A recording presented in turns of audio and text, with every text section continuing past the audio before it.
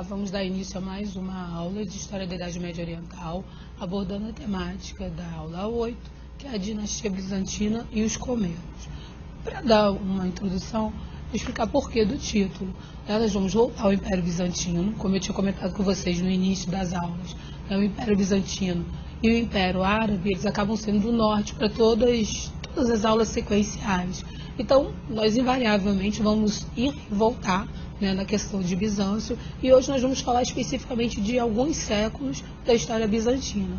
O que é o título A Dinastia Comena, né, a diplomacia bizantina e os comenos. Os comenos foram uma dinastia que se inaugurou em Bizâncio a partir do final do século X, início do século XI, e, enfim, diante de um certo quadro de estabilidade, eles conseguiram se manter, né, conseguiram estabelecer uma dinastia efetivamente, quer dizer, uma sucessão de monarcas. Então acabou ficando esse termo, né, dinastia comena, por causa do nome da família.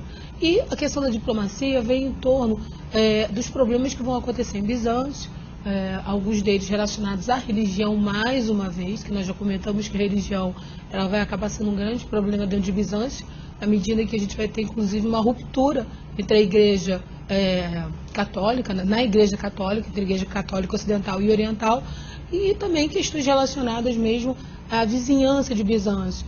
Nós já vimos que a região de Bizâncio foi muito desejada, até pela questão da posição geográfica, né, posição estratégica geográfica, posição comercial, né, privilegiada.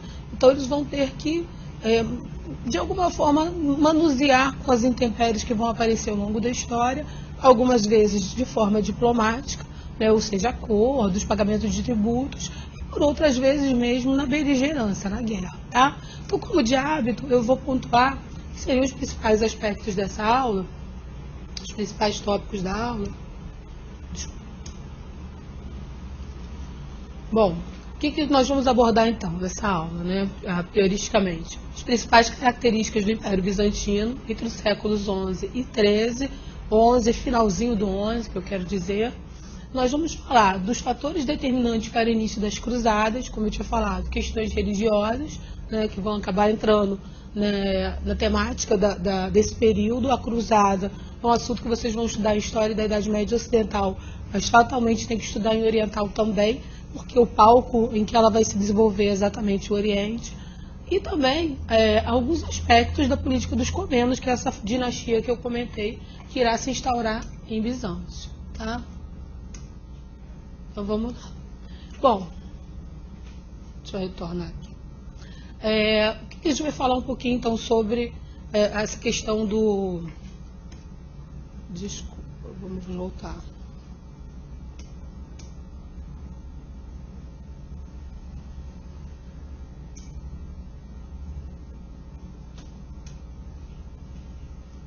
Bom, desculpa, vamos lá.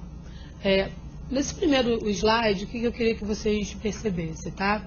A questão da estrutura que vai se organizar em Bizâncio a partir dessa dinastia que eu comentei, da dinastia comena. Bom, você vai ter, antes do primeiro monarca, aliás, você vai ter o primeiro grande monarca dessa dinastia, que é o Aleixo I. Depois você vai ter um outro monarca, que a gente acaba não dando muita ênfase, porque ele teve um governo bastante efêmero, e o Aleixo é que vai dar realmente o segmento dessa dinastia, o Aleixo I. Ele vai ser o indivíduo que vai conseguir coordenar interesses, né, com a Igreja Católica, que nesse momento já não tinha relação com o Bizâncio. Nós estudamos numa aula pretérita que a Igreja Católica já tinha passado por esse processo de ruptura, mas o Aleixo, a ruptura é muito recente, né, em relação ao período que o Aleixo governou. A ruptura tinha sido há pouco mais de 30 anos. Então o Aleixo, em algum momento, para tentar manter as suas fronteiras, ele vai recorrer à Igreja Católica. E só para vocês terem uma ideia, em termos gerais, né, o que estava acontecendo em Bizâncio em relação à economia, em relação à sociedade, em relação à questão da política.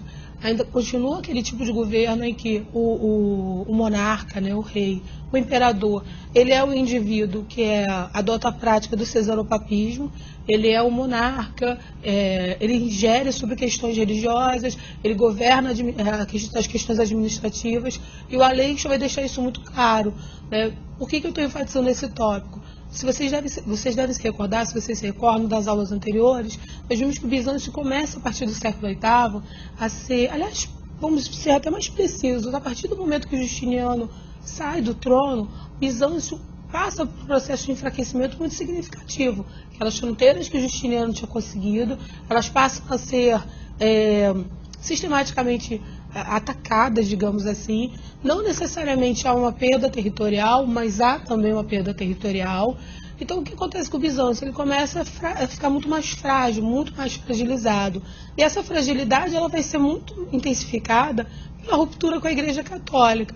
Em que sentido? Quando havia essa ligação, né, da Igreja Católica ocidental com a Igreja estruturada em Bizâncio, né, com o Patriarcado de Bizâncio, o Patriarcado de Constantinopla, era muito mais fácil até um socorro em caso de alguma intempérie, de algum problema. Quando há essa ruptura, fatalmente, né, você tem também uma ruptura com poderes ligados à Igreja Católica no mundo ocidental. Então, essa fragilidade ela vai se acentuar, porque não há mais a quem recorrer. Mas, nesse primeiro momento, o Aleixo ele vai ter, vamos dizer assim, a possibilidade de recorrer, porque a ruptura tinha sido muito, muito próxima. E, como nós vimos também, vários momentos de ruptura aconteceram anteriormente. Então, naquele contexto, ainda não tinha esse caráter de definitivo que a gente tem hoje. Né? Duas igrejas, né? A Igreja Católica Apostólica Romana e a Igreja Católica Ortodoxa, a gente ainda não tinha essa concepção, eles ainda não tinham essa concepção de que aquilo era realmente algo irreconciliável, digamos assim, né? Porque até hoje há a separação. Mas então, voltando ao slide, tá? Bom, o que nós temos ali de primeiro tópico, né? O que eu estava acentuando para vocês, né? No meados do século XI, você tem essa ruptura, né? A partir de um outro momento, você tem, dentro de Bizâncio, a questão econômica do aumento dos custos com as defesas, né? Como eu falei, há uma fragilidade maior, então você tem que ter um emprego muito mais significativo de forças militares para proteger essas fronteiras de Bizâncio. Lembrando, quem são os ameaçadores de Bizâncio? No século XI você tem os bizantinos, né? Ou ainda os bizantinos, aliás, desculpa, os muçulmanos, ou ainda os muçulmanos, que desde o século VIII eles cercam as fronteiras de Bizâncio, e isso vai se enfatizar bastante no século XI. Você tem também aqueles povos vindos mais do Oriente, num momento póstumo, os mongóis. Então, enfim, Bizâncio acaba tendo um problema muito significativo para manter essas fronteiras. Você ter que manter a fronteira protegida do Ocidente, como eles fizeram na época das invasões dos germânicos, era mais fácil, porque você tem até a questão da geografia. Agora, manter as fronteiras protegidas no âmbito oriental fica muito mais difícil, porque ali você tem um descampado, digamos assim, né? Não é um termo mais apropriado em geografia, mas você tem uma possibilidade maior de acesso. Então, o Bizâncio acaba ficando mais fragilizado com esses inimigos do Oriente. Então, voltando, né, para o slide, um grupo, né, um povo que nós já comentamos, en passant, que são os turcos seljúcidas, eles vão fundar a capital, sua capital, a capital do seu reino, muito próxima a Bizâncio. Né? Quando eu falo de proximidade, talvez o número assuste vocês, né, 100 quilômetros, aparentemente é algo muito distante, mas de fato não é. Né? Só para vocês visualizarem no outro slide, vocês podem ver, está marcado Constantinopla, né? A capital desse novo reino está situada aqui.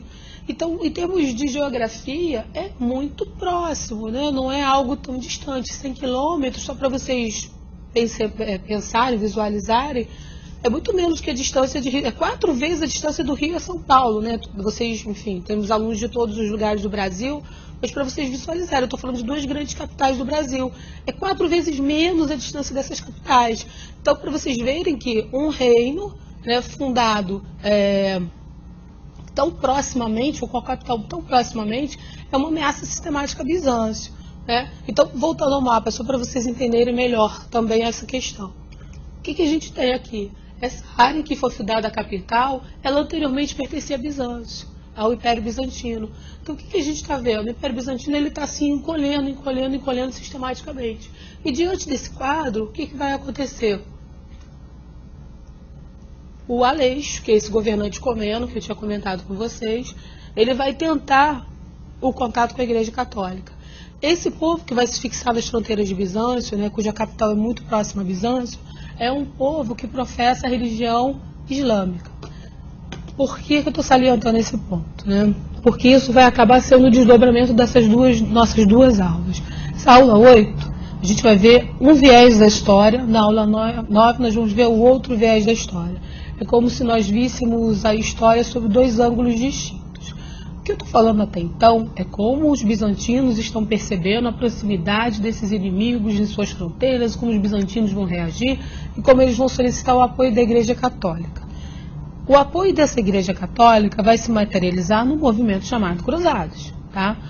E claro, a gente costuma estudar na escola a visão das cruzadas vista, quer dizer, a visão das cruzadas europeias, ou seja, como o europeu entendeu o movimento cruzadista. Só que a gente está estudando a Idade Média Oriental, então a gente vai ver o outro lado da história. Como esses turcos sejúcidas vão ver o movimento cruzadista. Então o que eu estou falando até agora é: o Império Bizantino vai pedir socorro, o Império Bizantino vai solicitar apoio, o Império Bizantino está temeroso das fronteiras. E como é que esses outros que estão nas fronteiras vão reagir a esse processo, tá? Então as cruzadas elas vão nascer exatamente desse pedido de socorro que o Aleixo vai manifestar. Então, voltando aqui, né? Em 1095, então, de novo, né, aquilo que eu falei da questão da proximidade temporal. A ruptura com a Igreja Católica foi em 1054, da Igreja Católica foi em 1054. Em 1095, o Aleixo ele vai solicitar ao Papa Urbano I apoio. As fronteiras estavam sendo ameaçadas, as fronteiras estavam sendo devassadas por um grupo que professava um credo diferente do credo católico. E aí o que acontece? No mesmo ano, isso vai ser num concílio, para vocês pegarem um nome ao que eu estou falando. Concílio é uma reunião de bispos, né? Todos os bispos da Igreja Católica se reúnem em determinado lugar e aí eles apresentam, enfim, as questões que estão em ebulição no mundo católico. Então, o Aleixo ele vai tomar iniciativa, mesmo sendo o patriarca, né, sendo líder de uma região sectária, separada da Igreja Católica, ele vai tomar a iniciativa de mandar um enviado a esse concílio de Piacenza e vai pedir socorro, apoio, enfim, né? E aí o Aleixo, no mesmo ano, ele convoca um outro concílio, que é o concílio de Clermont, e nesse concílio de Clermont ele vai proferir um discurso, né, que eu até pontuei ali, que é bastante interessante, pontuei para depois nós analisarmos. Ele vai solicitar que os fiéis da Igreja Católica se manifestem contra essa ameaça que está nas fronteiras de Bizâncio. E aí vão surgir alguns termos que hoje em dia a gente mal usa, né, mal versa sobre eles, que são, por exemplo, Guerra Santa, né, que a gente associa a jihad, como nós já falamos em outra aula. Eles vão começar a usar termos que hoje em dia a gente associa a outros indivíduos que não é a Igreja Católica, né, e a gente vai ver então a origem desses termos. Mas voltando, então, a esse concílio de Clermont, e o Papa Urbano vai aproveitar, deixa, né, porque ele também não era uma pessoa de deixar passar oportunidades, né. Qual é a oportunidade que o Papa vai ver nesse momento? De novo, batendo na mesma tecla, sendo enfática. Como a igreja tinha perdido o lado oriental por conta dessa separação, por conta do cisma, qual é a oportunidade que o Papa Urbano percebe? Podemos, de novo, né, reunir as igrejas, podemos, de novo, reavivar essa ligação que existe dentro de Bizâncio com a Igreja de Roma. O Patriarcado de Bizâncio não precisa se separar. Vamos nos colocar nesse contexto. Nós hoje sabemos que essa separação era definitiva, naquele contexto não. Então o Papa, vendo o apelo do Aleixo, ele deslumbra a possibilidade de que aquela ruptura seja, enfim, né, diminuída, né, ou enfim, haja fim aquela ruptura. Mas lendo então o discurso do Papa, né, só para vocês perceberem, é um discurso bastante forte, porque ele vai colocar umas palavras bastante viscerais para convencer as pessoas a participarem, tá? Eu vou ler e depois a gente destrincha exatamente o significado desse discurso. Estão ocupando cada vez mais e mais os territórios cristãos e já venceram 7 batalhas. Então, começando, o Papa vai usar um termo, ele vai usar para separar, né, o mundo que ele habita do outro mundo com a seguinte questão: estão ocupando territórios cristãos, ou seja, ele está usando uma justificativa religiosa para analisar uma questão que na verdade era geográfica, né? Povos que ocupam territórios dos outros existem desde que a humanidade se constituiu, desde que se constituíram impérios. E nunca se usou, até esse momento, uma justificativa de natureza religiosa para convencer por que você deve ocupar ou por que você deve atacar o outro. O que eu estou querendo dizer? Falei para vocês há pouco a questão do termo guerra santa, tá? Todas as guerras até então, elas eram justificadas pelos interesses mais mundanos, ou seja, saque, pilhagem, conquista de território, né, conquista de escravos, que a gente sabe que era uma tendência dos povos mais antigos, converterem aquele que era vencido em escravo. Não importa, você tem justificativas mundanas, né? Mundanas, que eu digo, coisas do mundo. E nesse contexto, o Papa começa a mudar o discurso. Estão ocupando territórios cristãos.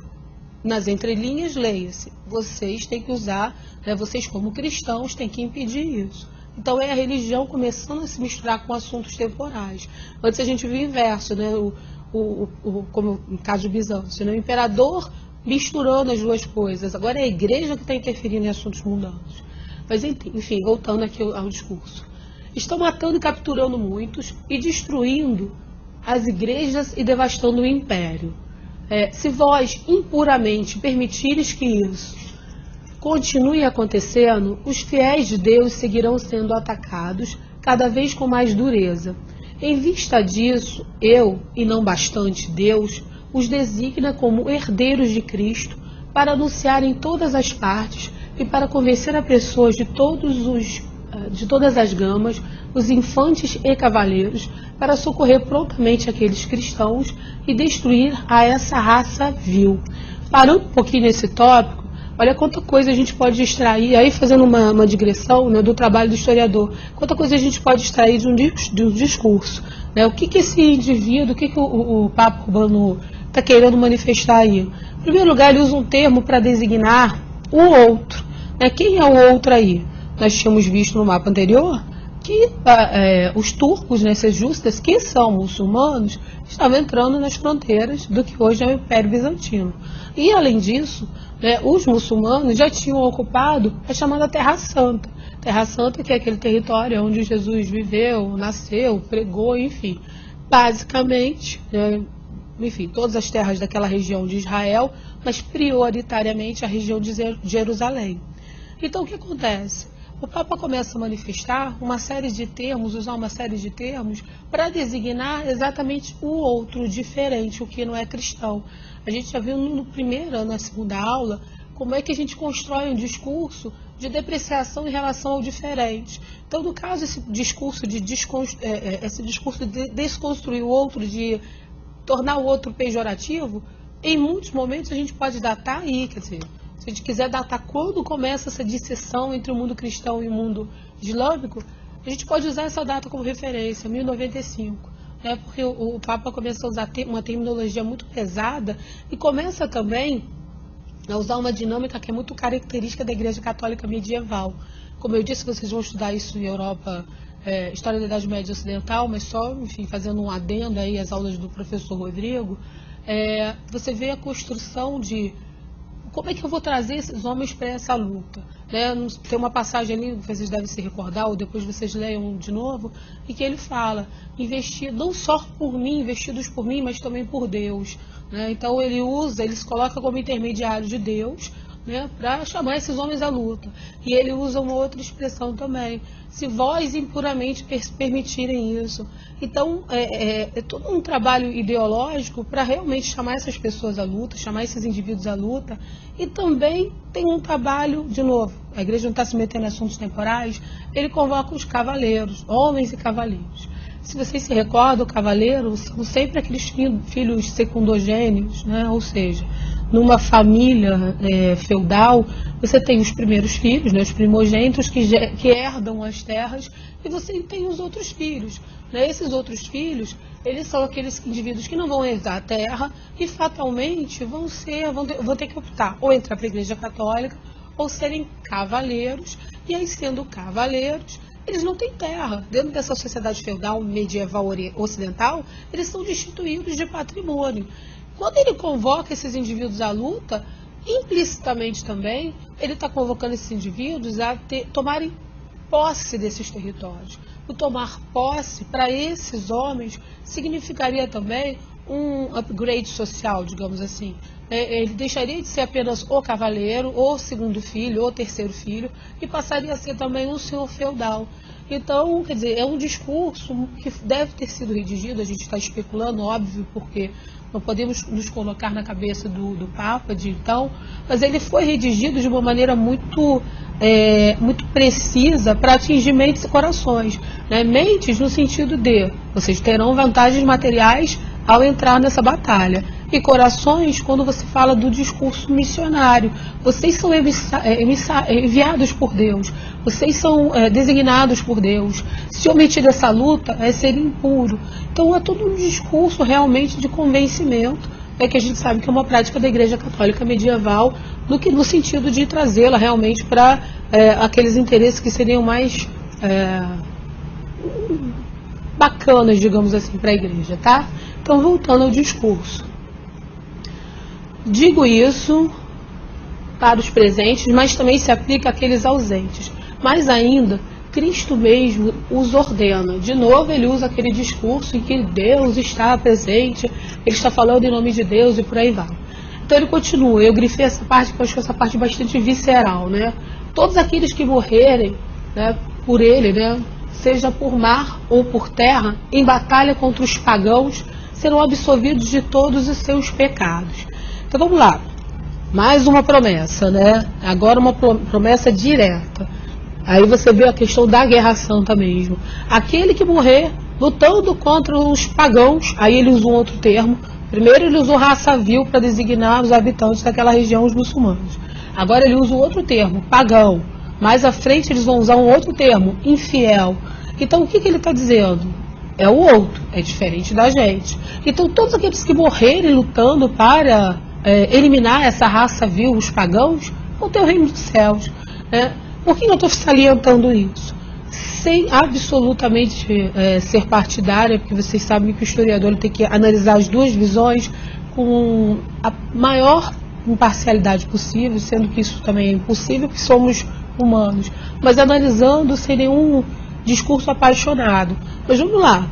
A gente sempre designa, né, a gente sempre associa hoje em dia a Guerra Santa àqueles indivíduos ligados ao Islã que se envolvem com bombas e se matam e matam os outros e dizem que isso é em nome de Deus. Vocês veem que esse discurso de justificativa de morrer em nome de Deus nasceu com a Igreja Católica, não nasceu com o mundo muçulmano. Houve uma apreensão desse discurso no segundo momento. Hoje em dia a gente fala que esses homens que matam em nome da religião, eles não são nem religiosos, eles são fundamentalistas religiosos. São aqueles que levam a religião a um termo exagerado. Mas se a gente for ver o nascimento desse discurso, se nós formos nos reportar ao nascedouro dessa questão, nós vamos ver que foi a Igreja Católica que inaugurou essa justificativa. Então, de novo, não estou querendo absolutamente criar nenhum tipo de polêmica, porque a gente está analisando a instituição e não a religião. O que eu quero que vocês entendam? Não estamos falando mal da religião católica, estamos falando mal dos indivíduos que administraram, ou melhor, nem falando mal, né? Estamos analisando os indivíduos que administraram e que usaram um discurso religioso para fazer com que as pessoas morressem em nome de Deus, sendo que não existe em nenhum momento na dogmática católica Deus solicitando isso, mas enfim. Então usa-se esse discurso numa sociedade iletrada, numa sociedade extremamente temerosa do seu futuro, temerosa do inferno, que era algo sistematicamente discursado dentro dos patíbulos da igreja. Então você usa esse discurso. Se você morrer em nome de Deus, você vai ser salvo. O que tem de diferente do discurso que esses homens bombas às vezes manifestam, né, nas gravações, quando falam que morre em nome de Alá? Só muda o termo, Deus, Alá, enfim. A gente está falando de uma divindade monoteísta. Mas então, voltando lá.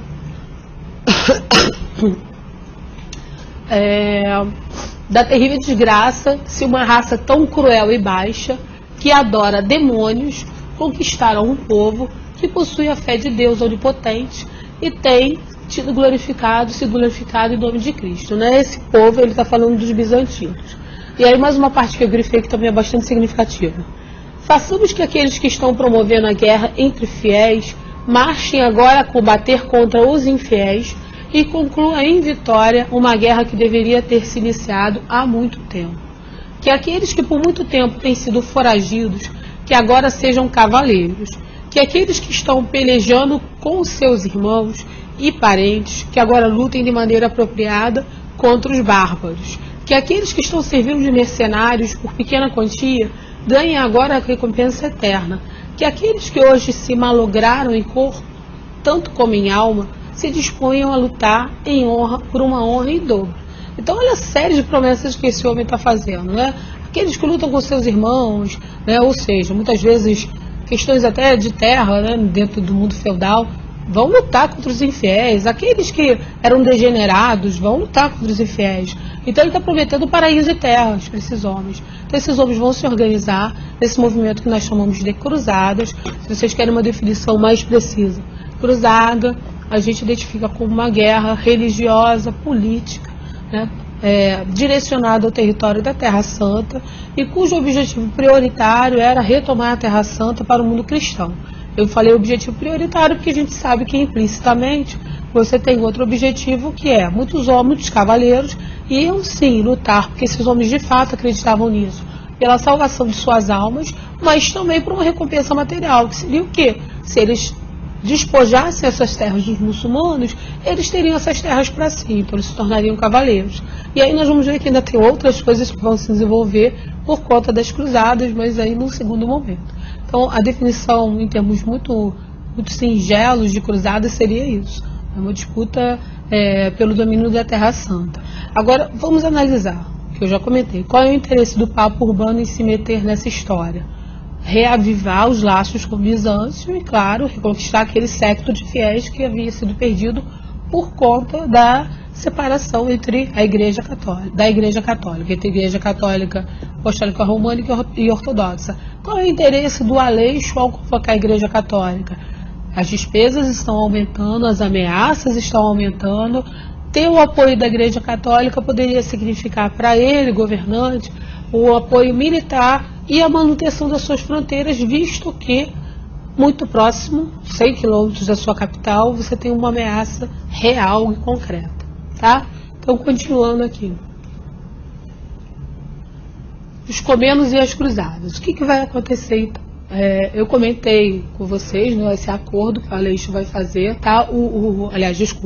Esse pedido de socorro que o Aleixo vai fazer.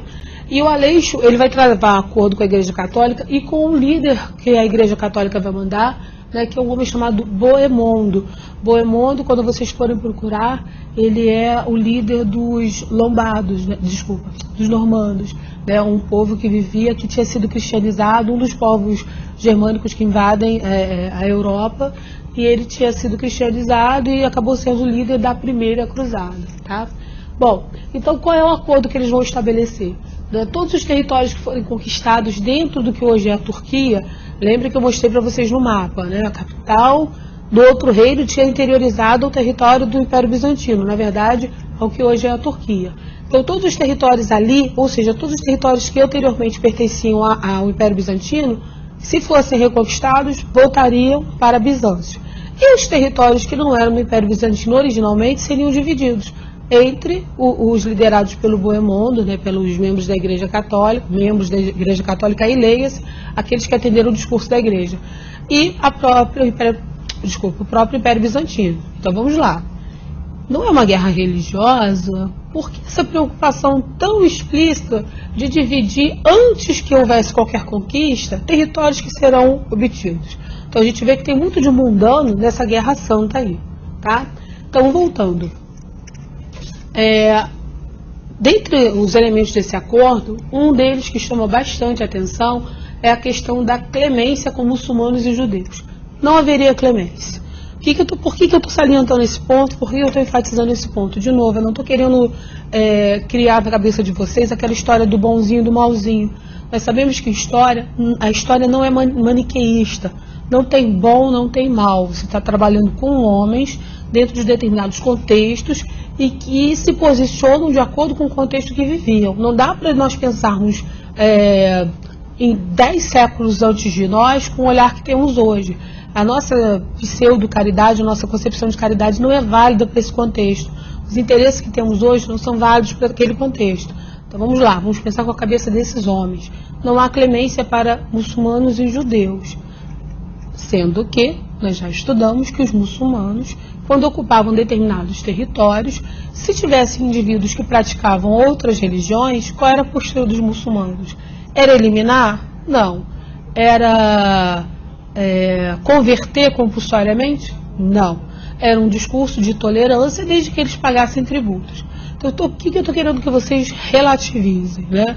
De novo, já que eu quero que vocês eliminem essa história do bonzinho e do malzinho, não demonizem, como se faz muito hoje, o muçulmano. Não tem bonzinho e malzinho na história, né? Se a gente for analisar nos primórdios, quem teve uma postura muito mais enfática em relação aos muçulmanos e judeus foi a Igreja Católica.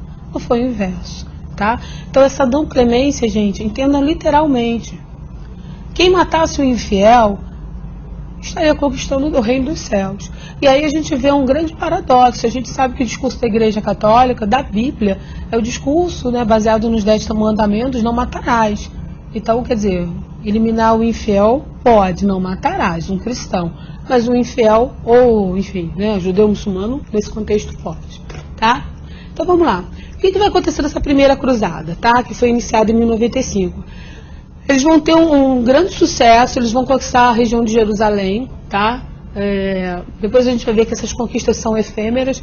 Aliás, eu até aconselho que vocês deem uma olhadinha naquele filme Cruzadas, né? Claro, a gente sabe que produções hollywoodianas a gente tem que olhar sempre com uma certa cautela, mas dê uma olhadinha no filme, porque ele não vai abordar a questão da primeira cruzada, não, mas ele vai abordar quando Jerusalém já estava ocupada pelos cristãos e vai abordar exatamente o momento que os cristãos são eliminados de lá, que também faz parte do nosso conteúdo. Então dê uma olhadinha, tem uns pontos bastante interessantes, né? Mas enfim, então voltando aqui, nesse primeiro momento, o Bohemondo, né, e os seus comandados, eles são bem-sucedidos, eles conseguem conquistar Jerusalém.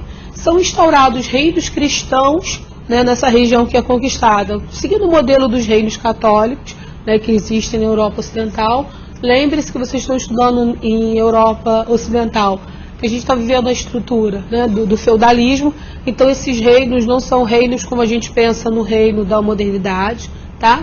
E aqui aparece uma organização que algumas pessoas gostam muito, quem é adepto de teorias da conspiração, gosta muito dos Cavaleiros Templários, tá?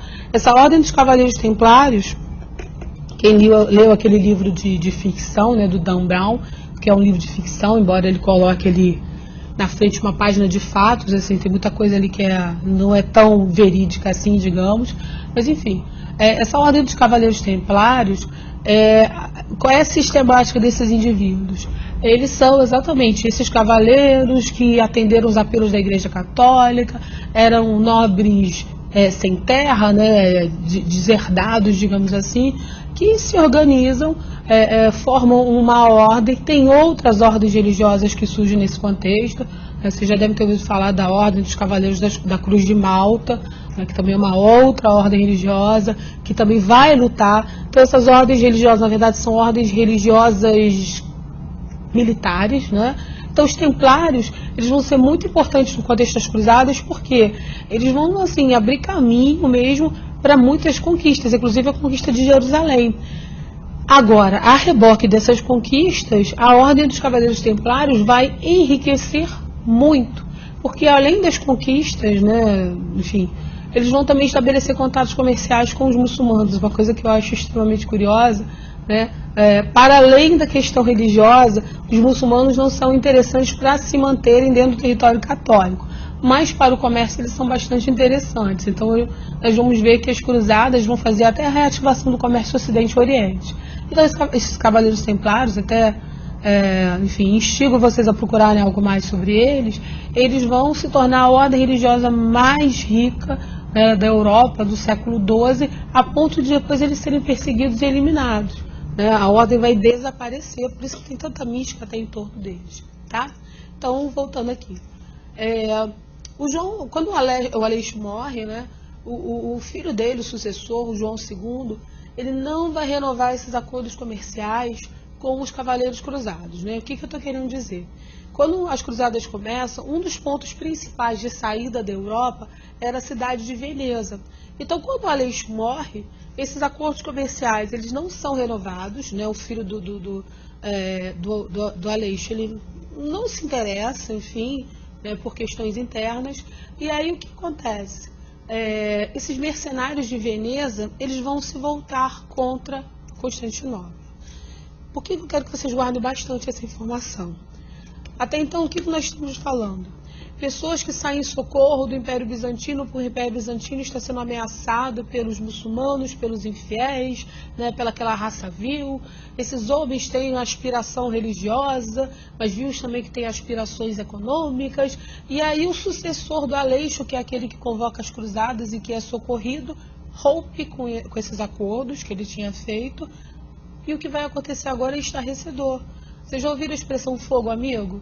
O que vai acontecer é exatamente isso. Se até então eles estão partindo em socorro de Bizâncio, vai ter um momento que mercadores venezianos vão atacar regiões que estão muito ligadas a Bizâncio. Isso é fogo amigo. Por quê? Não é para eles serem aliados, eles não estão lutando contra o mesmo mal e, de repente, por uma questão comercial, esses homens vão lutar contra aqueles que eles deveriam socorrer. Então, isso é uma coisa para vocês ficarem refletindo, tá? Então, voltando aqui. Os bizantinos retiram seu apoio aos cruzados, né, por conta dessas atitudes, e, sobretudo, após, como eu falei, o fogo amigo, o ataque a Chipre, né, e também uma outra região chamada Edessa, né, que eram regiões que estavam ligadas ao Império Bizantino, e os nossos colegas, nossos queridos cruzados, né, por questões comerciais, vão fazer o quê? Bom, essas áreas são interessantes, então nós vamos atacar. Vamos lá, de novo. Desconstruam essa imagem beatífica que a gente tem das cruzadas, né?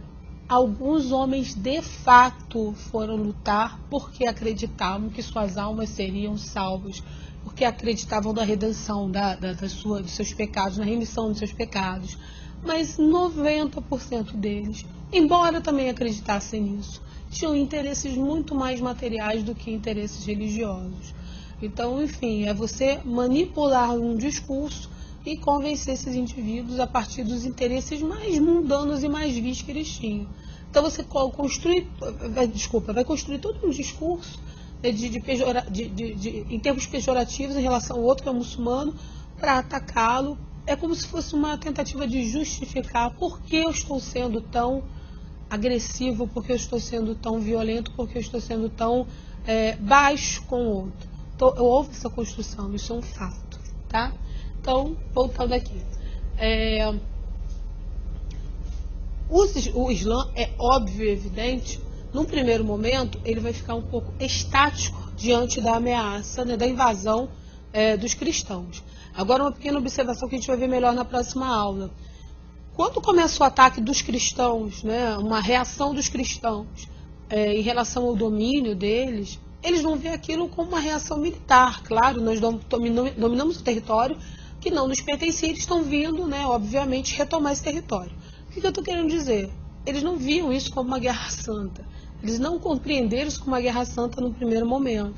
Então, enfim, de novo, eles viam como era, né? Na verdade, esses homens estão querendo reaver territórios que pertenciam a eles, ponto. Quem vai aparecer nesse momento, e que vai, talvez, não vai ser exatamente ele, mas aí ele vai se aproveitar dessa situação, quem vai reelaborar um pouco esse discurso, e que também vai partir para o lado religioso, é um homem chamado Saladino. Quando eu falei para vocês verem o filme Cruzadas, esse personagem aparece. E ele, inclusive, é retratado de uma forma bastante interessante, porque, embora seja um filme de Hollywood, ele é colocado como um homem bastante compenetrado, um homem bastante sereno. E é assim que ele é relatado mesmo. Em dados momentos, ele vai ter contato com os reis cristãos, né, daqueles territórios conquistados, contatos harmônicos, tentar resolver as coisas mesmo na diplomacia, né? Então, enfim, o Saladino é um personagem bastante interessante. No mundo oriental, inclusive, ele é considerado, ele é ovacionado, eu não estou me recordando bem porque eu não sou muito adepta do futebol, mas tem um time da Turquia, me lembrei, é aquele Galatasaray. Tem esse time turco, ele, quando entra no estádio, é comum eles gritarem, né? Al Salah, que na verdade é o Saladino, esse personagem que acabou virando um personagem mítico, tá? Mas enfim, então esse Saladino aparece do lado da relação islâmica, tá? E ele vai ser um chefe militar que vai conseguir, né, resolver dissidências dentro do mundo islâmico. E como eu disse para vocês, até então eles não tinham percebido aquilo como uma guerra religiosa, né? O mundo islâmico nós vimos em outras aulas. Tinha os sunitas, os xiitas, os fatimidas. Então eles não estavam mais tão unidos, né, a partir da dinastia abássida. E o que ele vai fazer? Ele vai reunir essas dissidências e vai conseguir, através do discurso religioso. Não estão usando discurso religioso contra nós, então vamos nos unir a partir da religião. Nós somos o Islã sendo atacado pelo mundo cristão, tá? Então o que ele vai fazer? Ele vai conseguir em 1187 retomar, né, a região de Jerusalém para os muçulmanos. É exatamente o momento que é apresentado no filme. E você vai ter, claro, a Igreja Católica não vai assistir isso também plácida e serenamente, ou melhor, não só a Igreja Católica, né? Aqueles homens que conseguiram interesses comerciais dentro do mundo islâmico também não vão aceitar a perda dos territórios. E aí a gente tem uma terceira cruzada, né? A segunda cruzada é no momento do Saladino, a terceira cruzada é a chamada Cruzada dos Reis, tá? O que é a Cruzada dos Reis? É uma cruzada que ela é liderada por 3 monarcas da Europa. Você tem Ricardo Coração de Leão, que é um rei inglês. Você tem o Frederico Barba Ruiva, que é do Sacro Império Romano e Germânico.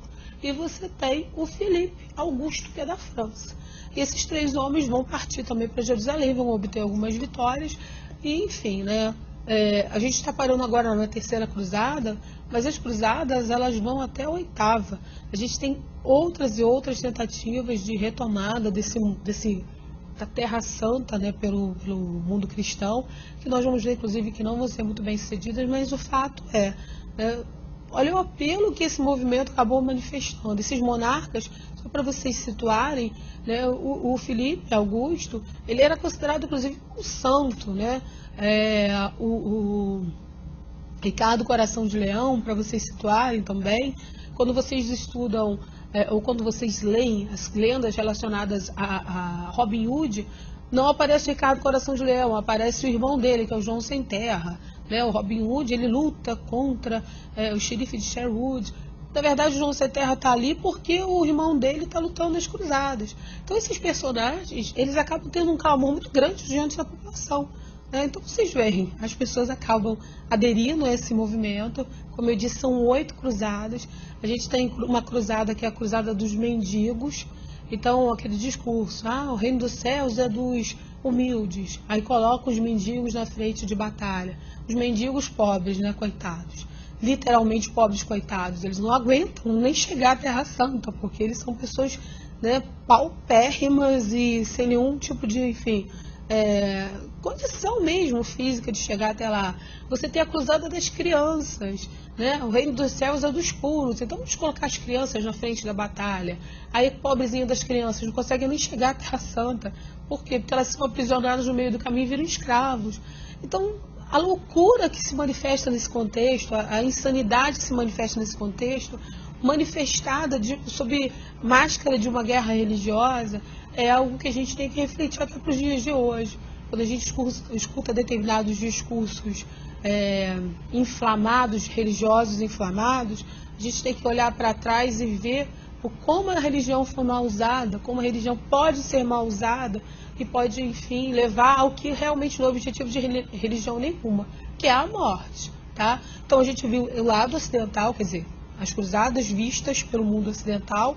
Na próxima aula a gente vai ver a cruzada vista pelos muçulmanos. Comecei a falar agora da participação do Saladino, mas a gente vai começar a ver o outro lado da história na próxima aula. Então, guardo vocês. Até a aula 9, com a chegada dos franges, que são os cristãos ao mundo muçulmano.